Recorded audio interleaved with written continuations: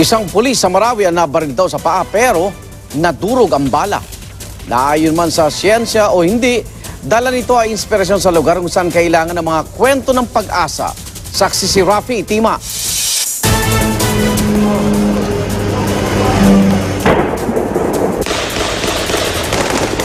Sa isang lungsod na binalot ng gulo, masisi mo ba kung ang mga tao maghanap ng isang superhero? Meet PO3 Isa Sangkad, miyembro ng Regional Public Safety Battalion ng PNP-ARMM at 20 taon na sa serbisyo. Usap-usapan sa Marawi dahil nabaril sa paa, pero hindi umano tumagos ang bala. Yung bullet ang nawasak, hindi yung buto? Hindi yung buto. Nagulat yung doktor? Nagulat yung doktor. Kung yan nadurog ang bala namang tumama sa kanyang kamay, bumaon nga pero hindi raw tumagos. Nandito din yung bullet. Pagpasok ng bala, hindi tumagos. Hindi tumagos. Ito, kita-kita, hindi tumagos. Tawag nga namin sa kanya, the man who defied science. Pero hindi na kailangan ng superpowers dahil sapat na ang tapang niya. At ng daan-daang kasamahan na ilang linggo na sa bakbakan. Sa lungsod na tinangkang pagharian ng takot, hindi na uubos sa mga kwento ng kabayanihan.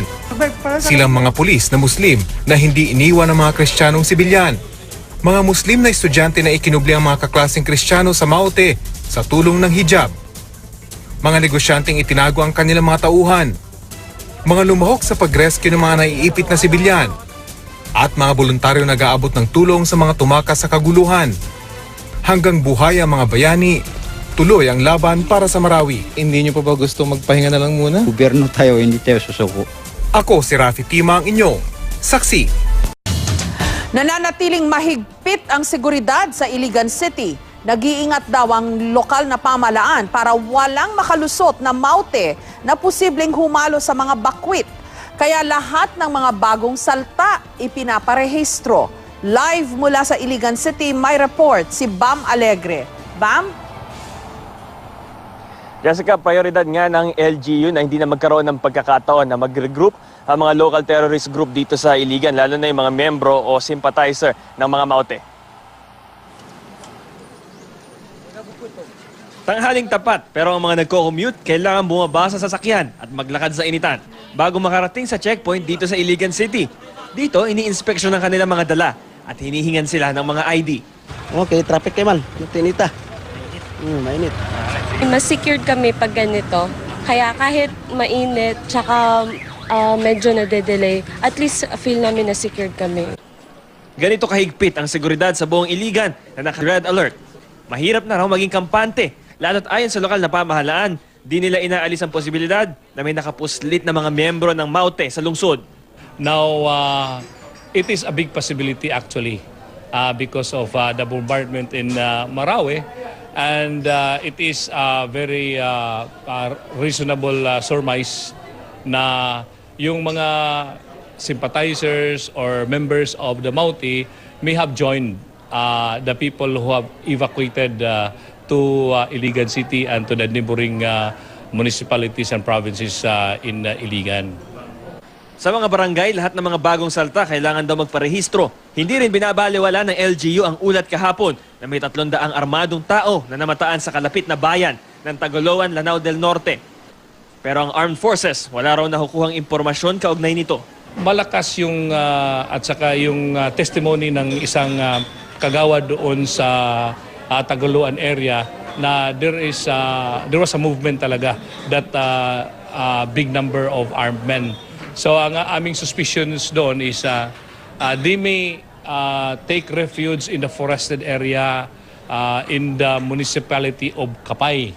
That is the boundary of Lanao del Norte and Lanao del Sur as well as Iligan City. Mahirap hindi mapansin yung 300.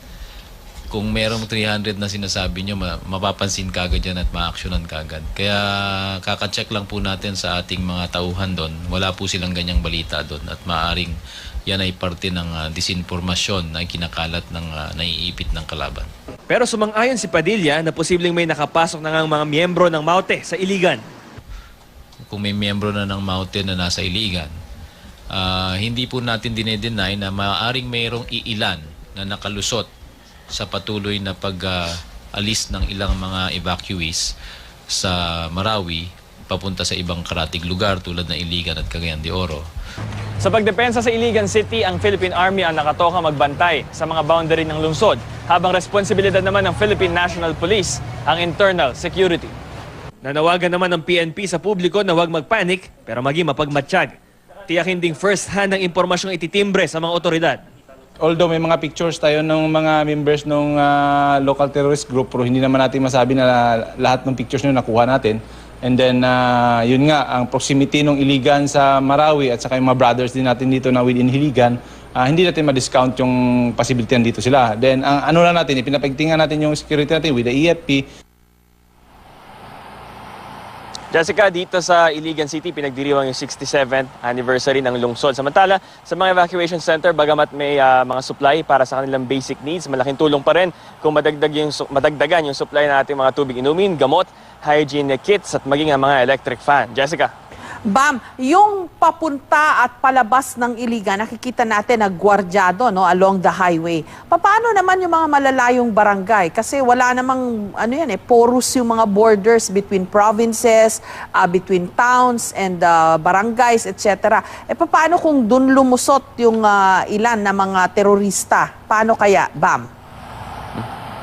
So Jessica, aware naman yung authorities dito na lalo na yung mga malalayong barangay, nag-mobilize na sila na may mga blocking force na nakaantabay sa mga boundary na ito na hindi kasi nga fortified na mga checkpoints at pati activated na rin yung mga barangay forces lalo na yung mga down to the level ng Purok. So since may mga ganitong intelligence reports, nasa heightened yung sense ng alert ng buong lungsod, Jessica. Paano naman yung mga sistema sa evacuation center? No? Sabi mo may registration ng mga nandoon.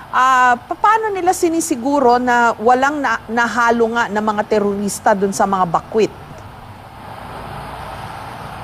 Jessica, meron silang hinihingi talaga ng mga documentation dun sa mga tao na pumapasok sa lungsod. Yung iba naman na galing sa mga war-torn places, tumasa ilalim din sa processing, may information center sa lahat ng mga sa lahat ng evacuation center sa lungsod para matiyak na walang any mix-up at ito may close coordination din ng police na maging sa mga ganitong evacuation center. Nakakita rin tayo ng visibility ng mga police at ng mga sundalo, Jessica. I'm imagining, hindi naman siguro mahirap gawin ito kasi sa isang komunidad, magkakakilala naman yung mga tao meron ba silang ganyang sistema na itong taong ito, kilala nyo ba ito? Tagaroon nga ba talaga sa inyong barangay o sa inyong komunidad? May cross-checking naman, Bam, dun sa sasabihin ng mga totoong mga nag-evacuate, dun sa mga suspicious na mga humahalong mga terorista. Yes, Jessica, may cross-checking tayo dahil may close na pakikipag-ugnayan itong mga barangay sa isa't isa. At mapapansin din natin na sa mga checkpoint, maging sa mga evacuation center, may mga nakapaskil ng mga larawan, ng mga may pictures kasi sila ng intelligence ng mga members ng MAUTE, meron ding images ng mga tumakas dun sa kulungan sa Marawi. So nakapaskil yan sa lahat ng mga lugar na pwedeng pagpaskilan yan, kaya merong reference, may quick reference yung ating mga authorities saan man silang bahagi dito sa Iligan. Maraming salamat at ingat kayo riyan, Bam Alegre.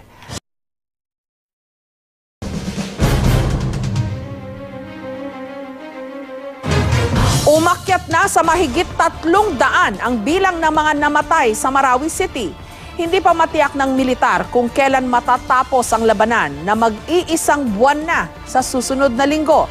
Pinangangambahan naman ang pagganti ng mga taga-Marawi sa MAUTE Group at sa kanilang mga kaanak kapag humupa na ang gulo.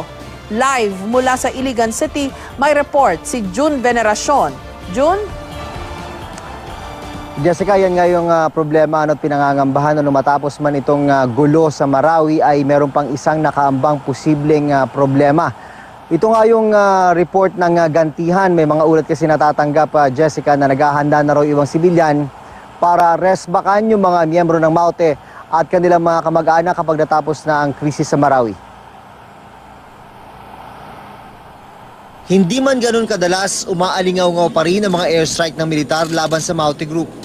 Kabilang sa mga nagkakasa ng airstrike ang SF-260 aircraft ng Air Force. Ito yung eroplanong nakadali sa 10 sundalo ng Philippine Army noong Mayo. Ayon sa AFP, Natapos na raw ng Board of Inquiry ang investigasyon sa pumalyang airstrike, kaya pinayagan na ulit na sumimpapawid ang SF-260. Habang nagkakasa ng airstrike ang gobyerno, ilang residente naman ang nagmamasid.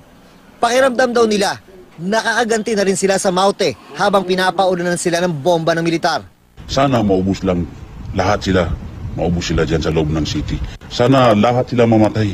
Hindi pa tiyak ng militar kung kailan matatapos ang labanan sa Marawi na mag-iisang buwan na sa susunod na linggo. Pero tuloy raw ang pag-abante ng ating mga tropa sa mga pinaniniwalaang kuta ng teroristang grupo. Ito'y kahit pa may ibang grupo ng mga terorista na tumutulong ngayon sa Maute Group sa Marawi. The enemy that we're confronting is a hybrid threat.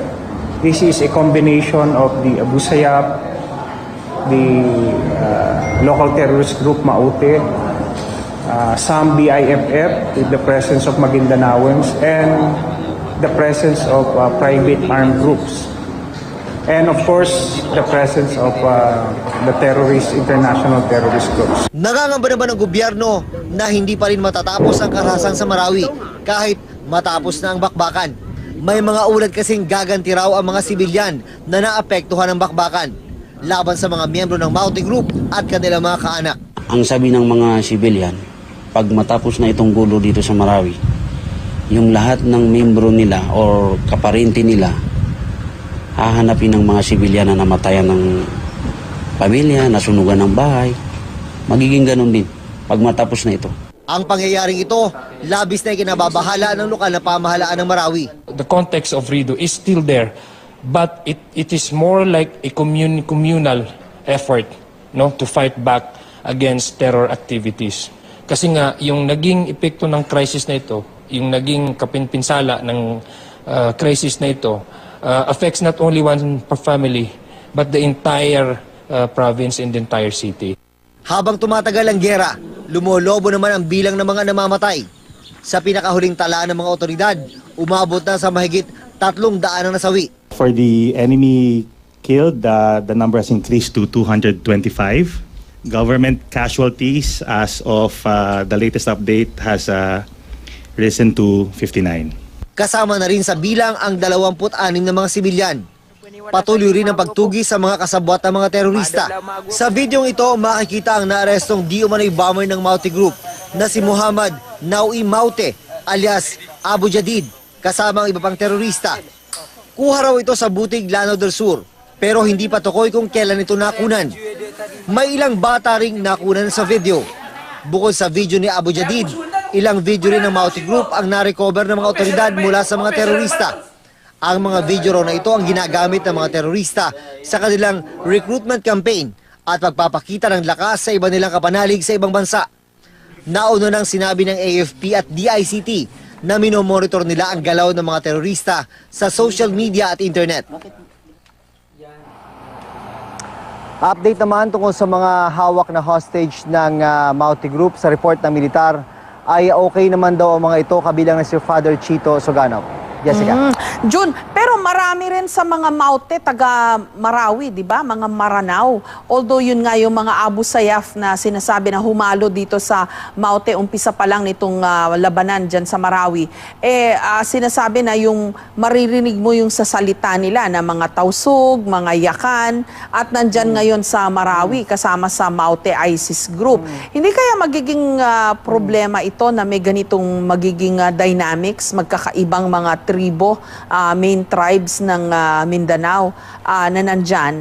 Tapos kung may mga ganyang sinasabi ng mga residente ng Marawi na magre-rest back sila, hindi kaya lalong magiging problema yan in the long term. Yun nga yung concern ng local government, Jessica, particular itong Provincial Crisis Management Committee, Jessica. Kasi parang nakikita nila yung sitwasyon na talagang gantihan ito eh.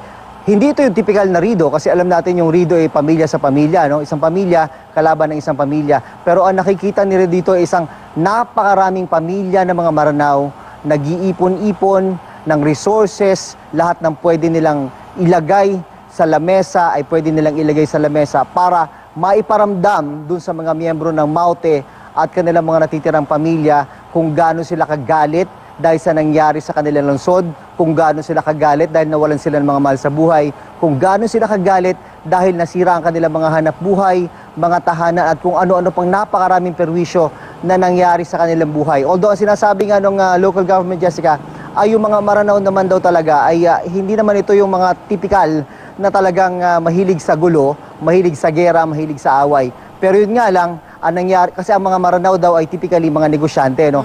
Ang problema naman sa sitwasyon na ito, ang mga Maranao, nasira naman yung kanilang mga negosyo. Kaya dyan nakikita yung isang problem area, Jessica, na kapag katapos ng krisis na ito, ay may sumiklab ng isa pang panibagong gulo dito sa Marawi City at maging sa probinsya ng Lanao del Sur. Medyo worst case scenario yon na yung mga main tribes ng Mindanao they will turn on each other, no? At hindi lang on each other kasi meron ding mga Maranao na Maute ISIS di Maranao kontra Maranao yan kung nagkataon na June. Hindi naman ito actually about tribo, Jessica, kung saan galing, kung talagang Maranao pa. Although ina-admit naman na yung ilang core leaders ng Maute Group ay talagang mga Maranao yang mga yan. Ano? Hindi ito about tribe. Ang gusto lang sabihin ng mga sibilyan na galit din dito sa mga nangyari sa kanila ay ayaw nila yung nangyaring gulo sa kanilang lugar na talagang ang nagpasimula naman, walang duda, ay ang Maute Group. Yun nga lang, ay hindi mo rin masabi kasi pag sinabi mong hindi lang yung mga miyembro ng Maute kundi pati yung kanilang ibang pamilya, pero sabihin din naman natin na may mga Maute yung core leaders nitong grupong terorista na ito, pero hindi naman siguro natin pwedeng i-generalize na lahat ng mga Maute ay masasama na, Jessica. At saka in the long run, 'di ba, mas makabubuti kung i-channel na lang nila yung kanilang galit in guarding their city. Kasi alam ko halos lahat naman ng pamilya dyan may armas kasi bahagi ng kanilang kultura yung armas. Gamitin na lang nila yung kanilang mga armas para siguraduhin na yung nangyari ngayon sa kanilang syudad o sa kanilang probinsya hindi na uli mangyayari. They should help the government guard their city and their province. Gano'n na nga yung gustong inisyatiba na mangyari nitong mga local official ng Lanao del Sur at paging itong Marawi City, Jessica, although humihingi nga rin sila ng talagang ayuda rin sa armed forces na yung kinatawag na BPAT, yung parang mga barangay security force ito, Jessica, na sana'y mabigyan ng armas. Although alam naman natin, nandun pa rin yung agam-agam pag nagbigay ka ng armas. Alam mo naman na pagkaroon ng eleksyon, baka yung mga armas na yun ay gamitin bilang sandata ng magiging private army. Yung instead na for security ng barangay, maging sandata, maging private army naman ng mga politiko dito sa area na ito. Although, ina-assure naman ng mga ilang local official na nakausap natin na hindi, gusto nila magka-armas at tulungan sila ng armed forces para mabantayan yung kanilang komunidad, para wag nang maulit itong nangyari sa kanilang terorismo na ito, itong pagsugod sa kanila ng Maute Group. Pero syempre, Jessica, ito rin ma-share ko lang. Kung titingnan din naman natin yung nangyari sa Marawi City, magtataka ka rin kung bakit ganun kadaming pumasok na mga terorista doon sa kanilang lugar, parang walang nakarating sa mga otoridad na solid information na ganun karami na mga terorista ang nandun sa kanilang area. Hindi natin maiwasan minsan na ma-compare ito nangyari sa Marawi City at sa Bohol. Doon sa Bohol, nakita natin kung gaano ka-active yung naging participation ng mga communities para masawata yung terorismo doon sa kanilang lugar. Pero dito sa Marawi, sad to say, ang daming nakapasok pero parang walang nakarating na impormasyon mula sa mga komunidad na pinasukan nito mga terorista. Jessica. Yun na nga. Maraming salamat sa iyo at ingat kayo riyan. June Veneracion.